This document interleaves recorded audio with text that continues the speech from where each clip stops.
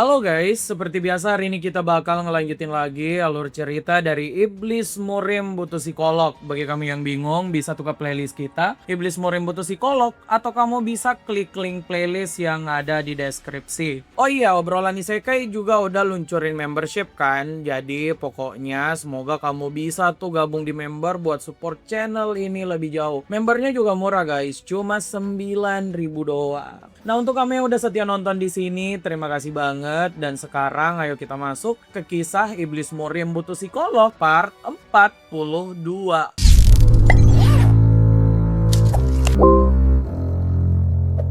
Di video sebelumnya, Lee Jaha, Mongrang, dan juga Sword Demon itu udah ada di puncak merah kesepian. Mereka tuh datang ke sana untuk mendapatkan bunga bulan yang bisa meningkatkan QS. Saat sampai di sana, bunga bulan ternyata ada beneran. Mongrang dan juga Lee Jaha langsung memakan bunga bulan dan melakukan kultivasi. Saat kultivasi Lee Jaha selesai duluan, Lee Jaha tuh langsung berdiri di dekat Sword Demon. Mereka tuh merasakan ada yang datang nih. Ya bener aja, Palace Lord tuh muncul di depan Lee Jaha. Wanita ini katanya tersinggung karena ada yang memakan bunga bulan yang udah dia incar. Ya meski tersinggung, Lee Jaha tuh malah ngotot kalau yang salah masih Lord Palace sendiri karena nggak memakannya lebih dulu, apalagi bunga bulan tuh emang tumbuh liar di sana. Lord Palace yang bertemu dengan Sword Demon kemudian mengaku kalau dia nih marah ya dan mau mengambil salah satunya, entah itu Mongrang atau Lee Jaha. Sword Demon bilang kalau itu nggak bisa terjadi dan akhirnya Palace Lord dan juga Sword Demon tuh pergi buat bertarung. Saat Palace Lord dan Sword Demon bertarung, Lee Jaha tuh malah mendapatkan tamu baru, murid dari Palace Lord. Nah, karena cewek ini juga tersinggung dan mau bertarung, akhirnya tuh dia kena gampar. Siapa suruh tuh maju duluan? Sentilan maut Lee Jaha itu bahkan buat cewek ini jadi benjol. Setelah dibuat benjol, murid Palace Lord langsung menggelarkan cambuk untuk serius bertarung katanya. Cewek ini sih beneran ya mau serius bertarung, tapi Mongrang yang udah selesai kultivasi malah serius mandangin pinggang anak orang. Lee Jaha tuh sampai emosi dan ACC kalau otak Mongrang ini emang udah rusak kalau lihat cewek cantik. Murid Palace Lord yang mengeluarkan cambuk tuh mulai mengibas-ngibas senjata tersebut. Lee Jaha yang lihat ini jelas nggak takut dong. Lee Jaha bahkan bilang kalau cewek di depannya ini pasti bangsawan yang belum pernah kena gampar. Jadi Lee Jaha bakal jadi orang pertama tuh yang ngegampar dia. Murid Palace Lord udah muak dengan kata-kata Lee Jaha. Sedetik setelah Lee Jaha ngomong, cewek ini tuh langsung maju ke depan menggunakan cambuknya. Pas cambuknya mencapai Lee Jaha tuh malah menangkapnya dengan santai banget. Murid Palace Lord itu kaget, tapi sayangnya nggak ada waktu untuk itu. Cewek ini tuh langsung ditarik mendekat oleh Lee Jaha. Murid Palace Lord tahu kalau dia akan dihajar langsung oleh Lee Jaha. Makanya cewek ini tuh menyiapkan ki ke dalam tangannya. Lee Jaha juga udah siap dengan ki di telapak tangannya dan dalam sekejap keduanya tuh berbenturan hebat. Saat benturan energi terjadi, kelihatan banget sih siapa yang unggul. Murid dari Palace Lord tuh udah tegang parah. Tapi Lee Jaha itu masih senyum-senyum aja. Murid Palace Lord yang tahu dia bakal dikalahin kemudian menambah kekuatan miliknya. Lee Jaha yang melihat murid Palace Lord merubah warna matanya jadi merah, itu langsung sadar kalau teknik tersebut tuh adalah teknik demonik. Di tengah Lee Jaha sedang berbenturan ki, Mongrang langsung teriak. Mongrang tuh menyebut kalau cewek tersebut ternyata adalah Hyol Gengya yang dijuluki sebagai Blood Knight Palace. Mongrang itu memperingatkan Lee Jaha untuk enggak ngeberesin cewek tersebut karena katanya luka sedikit aja itu bisa memicu perang. Apa Lee Jaha peduli? Tentu saja tidak. Lee Jaha tuh malah bilang kalau Mongrang ini berisik. Lee Jaha punya rencananya sendiri untuk menyelesaikan masalah tersebut. Lee Jaha yang udah muak langsung mulai beraksi. Lee Jaha tuh mengalirkan ki es ke cambuk Hyol Gengya, lalu cewek ini langsung mimisan. Lee Jaha lihat ini mana mungkin dong ngelepasin momen tersebut untuk enggak ngeprovokasi. Lee Jaha langsung provokasi, bilang kalau baru pertama kali nih dia lihat ada cewek yang ingusnya warna merah. Apakah karena suka ngupil, kata Lee Jaha? Hyolgeng ya yang mendengar hal ini itu jelas marah dan neriakin kalau Lee Jaha tuh banyak kicot. Lee Jaha sampai senyum lebar mendengar ada orang yang terkena provokasinya. Lee Jaha bahkan memberi nama Hyolgeng ya sebagai wanita ingus. Julukan baru lagi nih. Setelah adu bacot, Lee Jaha langsung menambah kekuatan dari energi dalamnya. Hyolgeng ya itu sampai nggak bisa bernapas dengan benar. Lee Jaha ngeprovok lagi dengan bilang, apa cuma segini? Udah mau nyerah nggak mbak? Hyolgeng ya itu nggak mau nyerah meski udah kelihatan sekarat. Lee Jaha langsung maju dan menarik Hyolgeng ya ke dekatnya. Tentu saja bukan untuk dipeluk ya, tapi untuk dilempar menuju tebing. Cewek ini tuh terjun bebas ke bawah sana. Tindakan Lee Jaha udah jelas gila banget. Mongrang yang lihat ini itu nggak habis pikir kalau Lee Jaha bukan cuma tolol, tapi juga tegaan sama wanita. Lee Jaha yang udah ngelempar Hyolgeng ya itu langsung ke tebing dan teriak, "Woi, Palace Lord, anak muridmu sedang terjun bebas ke bawah tebing. Kalau nggak diselamatin, nanti nggak bisa bela diri tuh." Lee Jaha menunggu respon Palace Lord. Bukan Palace Lord yang goyang, malah si Mongrang nih yang lari duluan. Mongrang tanpa basa-basi langsung terjun ke bawah sana. Lee Jaha yang lihat ini itu sampai ACC kalau pria Tai ini emang berdedikasi banget dengan sifat hidung belang miliknya. Tidak lama setelah Mongrang meluncur, Sword Demon tuh muncul di depan Lee Jaha. Lee Jaha langsung nanyain apa Sword Demon menang. Sword Demon gak ngejawab dan tiba-tiba banget Palace Lord tuh muncul dengan muridnya. Setelah itu, si Mongrang tolol juga ikutan nongol. Lee Jaha yang melihat semua orang berkumpul langsung bilang dia tuh seneng banget semua orang sehat walafiat. Jadi sekarang gak ada dong rasa permusuhan antara mereka. Mongrang denger ini langsung emosi karena Mongrang merasa orang paling problematik di antara mereka tuh ya Lee Jaha. Tapi Lee Jaha mana peduli sih dengan pendapat Mongrang. Di tengah Mongrang bacotin Lee Jaha, Palace Lord berterima kasih ke Sword Demon. Sword Demon ternyata tuh berhenti bertarung di tengah mereka beradu pedang supaya si Palace Lord bisa menyelamatkan muridnya. Palace Lord bilang kalau dia tuh akan melupakan masalah bunga bulan yang barusan. Sword Demon langsung setuju. Kita tahu kan pria ini juga nggak suka banget yang namanya konflik. Nah, Palace Lord yang udah kelar masalahnya tapi tetap aja menanyakan siapa Lee Jaha. Sword Demon mengungkapkan kalau Lee Jaha tuh adalah ketua dari sekte Hao. Palace Lord langsung bilang apa dia boleh beresin nyawa Lee Jaha. Di sini Sword Demon belain Lee Jaha loh. Sword Demon bilang kalau Palace Lord tuh nggak bisa sejauh itu karena Lee Jaha adalah musuh dari ketua kultus demonik. Dalam pemahaman Sword Demon, musuh dari musuhku adalah temanku. Logika sederhana yang oke juga. Jadi dia bilang dia tuh harus biarin Lee Jaha tetap hidup. Sword Demon juga garansi kok kalau dia tuh mengenal Lee Jaha bukanlah orang yang akan menyerang duluan. Palace Lord kemudian menanyai muridnya, apa muridnya yang menyerang Lee Jaha duluan? Hyolgeng ya itu ngaku kalau dia emang yang nyerang duluan.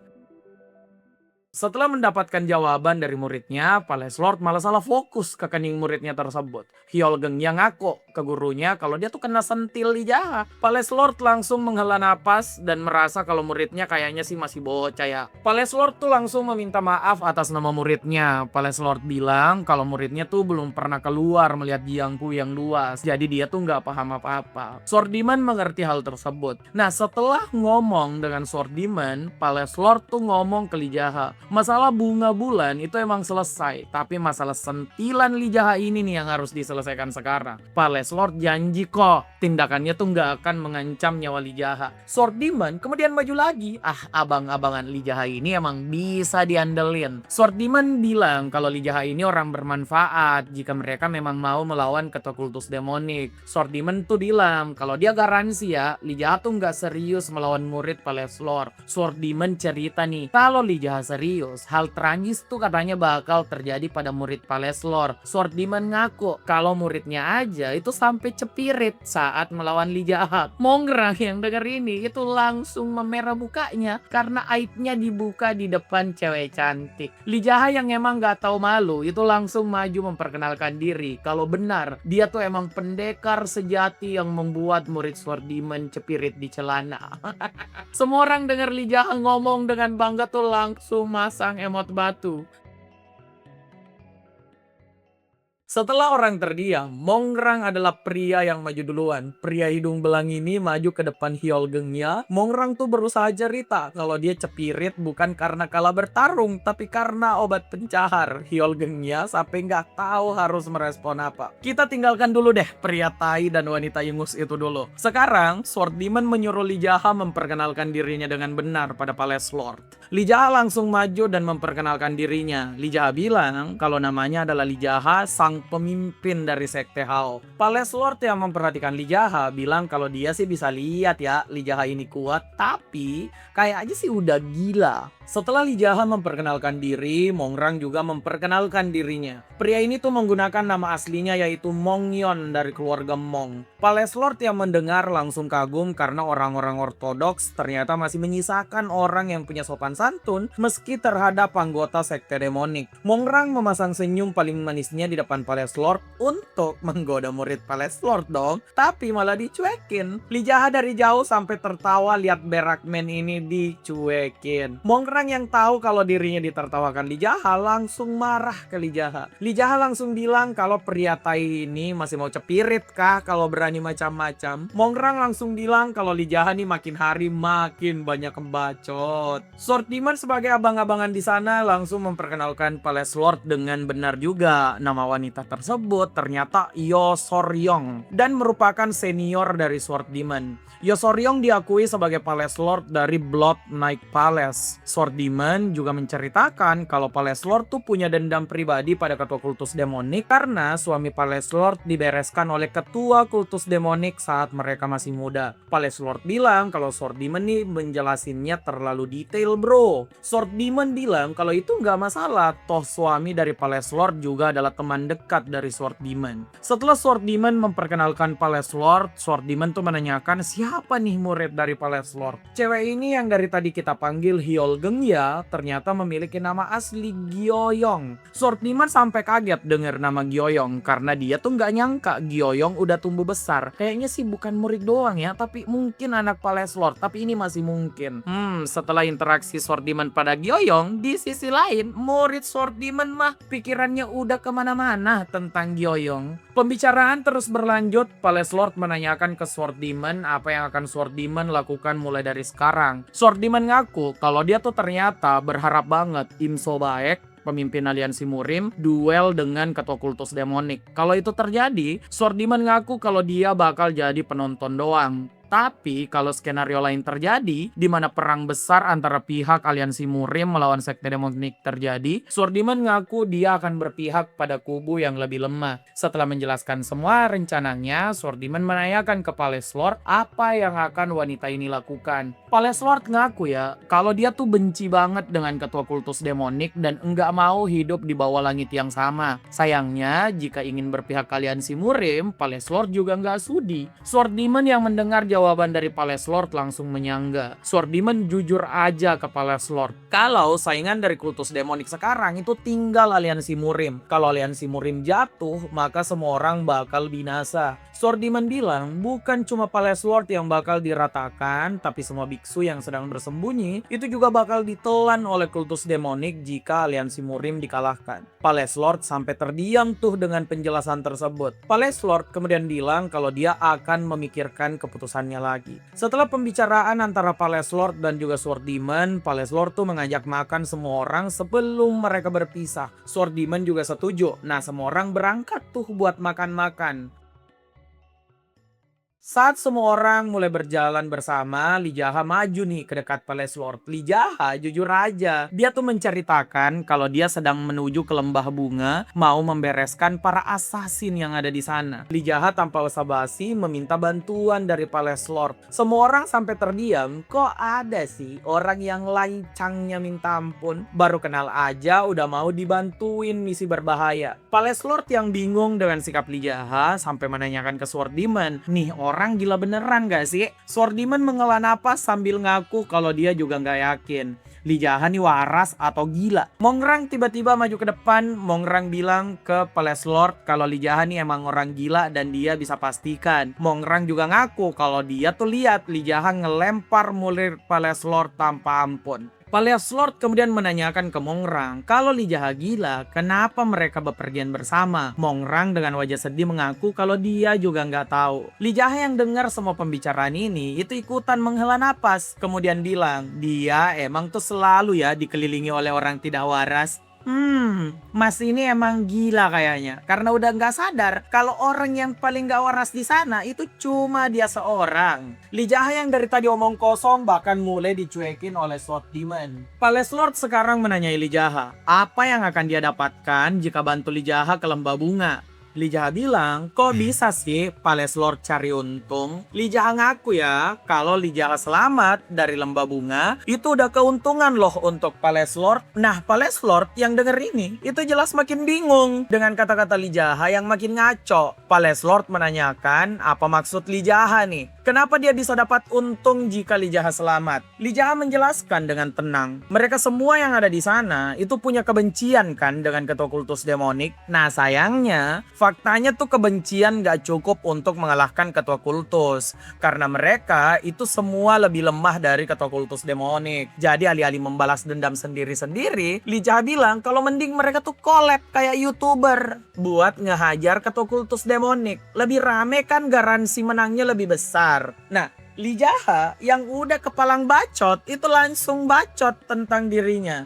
Li Jaha menjelaskan kalau dia tuh tahu ya, ketua kultus demonik tuh melihat mereka yang lemah seperti serangga. Hal itu beda dengan Li Jaha. Li Jaha tuh berpihak pada mereka yang lemah, makanya dia membentuk sekte Hao. Semua orang terdiam karena tidak mengerti. Li Jaha lanjut menjelaskan kalau dia sekarang punya misi membersihkan unorthodox dari penjahat tengik yang menyengsarakan banyak orang. Salah satunya adalah kelompok assassin dari lembah bunga. Jadi Li Jaha tuh bilang kalau dia nggak kayak ketua kultus demonik yang malah menipu para pendekar murim dengan obat kayak Heavenly Pearl. Li Jaha melanjutkan kalau memang semua orang di sana benci pada ketua kultus, maka mereka harus benci dengan benar. Kalau mereka dendam, maka mereka harus dendam dengan benar. Li Jaha menanyakan, Palace Lord ngerti nggak nih perkataan Li Jaha? Palace Lord itu ngaku kalau dia itu mana mungkin sih ngerti semua ocehan gak jelas dari Li Jaha. Li Jaha langsung bergumam kalau itu adalah dia, orang goceh yang terus-menerus mengatakan omong kosong pada orang lain.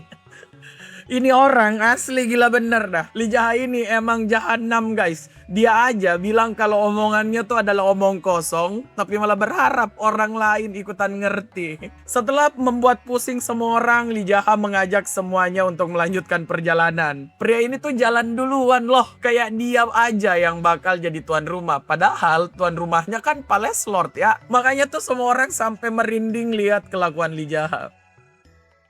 Tidak lama setelah Li Jaha buat semua orang merinding, akhirnya mereka sampai di Pavilion Watermoon, markas dari Palace Lord. Di sini semua orang udah ada di ruang makan dan mendapatkan hidangan yang paling lezat. Palace Lord bilang kalau mereka tuh semua harus makan sampai kenyang di sana. Interaksi unik terjadi di sini. Li Jaha tanpa tahu malu langsung makan duluan. Gioyong terus memperhatikan kegilaan Li Jaha yang enggak punya sopan santun. Nah gimana dengan Mongrang? Pria hidung belang ini enggak bisa lepas dari memperhatikan badan para pelayan di sana. Emang mau digampar kan si Mongrang ini? Kelakuan Mongrang sampai membuat Sword Demon menghela napas. Sword Demon bilang ya, kalau Mongrang ini emang nggak normal, sampai Sword Demon tuh malu banget mau negur Mongrang terus. Sword Demon bilang, boleh nggak sih tatapan hidung belang dari Mongrang ini berhenti bentar doang kalau lihat cewek? Mongrang bukannya minta maaf, malah playing victim. Mongrang bilang kalau dia kayaknya punya penyakit, jadi nggak bisa mengendalikan pikiran dan pandangannya. Wah, pria hidung belang ini mah ada-ada aja mas, jangan banyak alasan. Li Jaha yang denger Mongrang ditegur dan malah playing victim kalau dia punya penyakit, itu langsung nimbrung. Li Jaha bilang kalau emang Mongrang punya penyakit, itu nggak ada hubungannya dengan pandangan Mongrang. Tapi penyakitnya tuh namanya penyakit cepirit bocor. Li Jaha nambahin kalau bentar lagi penyakit cepirit bocornya mungkin kambuh. Li Jaha yang bawa-bawa cepirit di depan meja makan itu langsung buat Palace Lord ngamuk. Mongrang juga malu bukan kepalang. Li Jaha ini emang gila kan? Orang makan malah nyinggung cepirit. Apa yang terjadi setelah meja makan itu chaos banget? Nah, penasaran? Kita nantikan aja kelanjutannya di video berikutnya. Terima kasih yang udah nonton sampai akhir. Bagi kamu yang senang dengan konten obrolan isekai, kamu bisa ke playlist untuk ngecek semua proyek garapan kita. Di sana ada yang durasinya udah sampai belasan bahkan puluhan jam. Semoga kamu terhibur ya. Oh iya, kita juga ngingetin lagi kita udah luncurin membernya murah cuma 9.000 doang. Semoga kamu bisa support kami lebih jauh supaya channelnya makin panjang umur guys. Untuk sekarang sampai jumpa lagi, jangan lupa komen, like, share, dan subscribe obrolan isekai.